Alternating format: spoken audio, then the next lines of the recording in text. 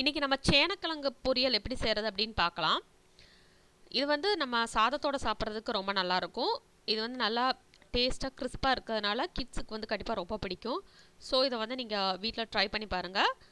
இதுக்கு வந்து தேவையான பொருட்கள் வந்து ஒரு சேனக்கிழங்கு, ஒரு சின்ன துண்டு.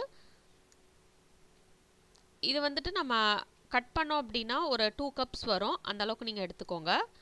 இது வந்து தோலெல்லாம் நீங்கள் வந்து எடுத்துட்டு அதுக்கப்புறம் நீங்கள் இந்த மாதிரி சின்ன சின்ன துண்டுகளாக கட் பண்ணிடுங்க.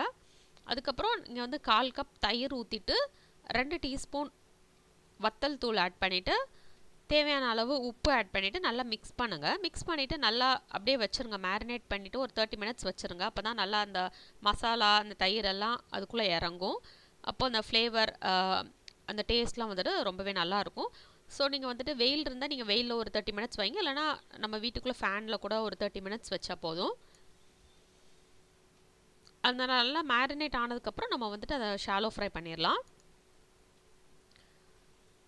இப்போ வந்து அது நல்லா மேரினேட் ஆகிடுச்சு. இதோட தோலை வந்து நீங்கள் சீவுறப்போ குயிக்காக சீவிருங்க. இல்லைனா அது வந்து கையில் வந்துட்டு ஒரு மாதிரி ஊறல் எடுக்கும். ஸோ நீங்கள் குயிக்காக சீவிட்டு கையை டக்குன்னு கழுவிடுங்க. நெக்ஸ்ட்டு ஒரு பேனில் வந்துட்டு நீங்கள் ஒரு 2 டேபிள் ஸ்பூன் ஆயில் ஊற்றிட்டு இந்த சேனக்கிழங்கு நம்ம மேரினேட் பண்ணி வச்சுருக்கோம் இல்லையா, அதை வந்து நீங்கள் உள்ளே போடுங்க. இதுக்கு வந்து நீங்கள் தேங்காய் எண்ணெய் ஊற்றுனீங்க அப்படின்னா அது ரொம்ப டேஸ்ட்டாக இருக்கும். நல்லா நீங்கள் வந்து அப்பப்போ ஃப்ரை பண்ணி விட்டுட்டே இருங்க. நீங்கள் வேணும்னா மூடி வச்சு கூட சமைக்கலாம்.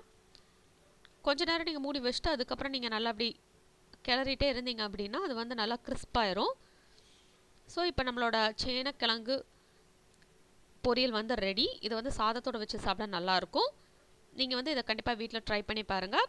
பிடிச்சிருந்தா நீங்கள் வந்து இதை லைக் பண்ணுங்கள், ஷேர் பண்ணுங்கள், சேனலுக்கு சப்ஸ்கிரைப் பண்ணுங்கள்.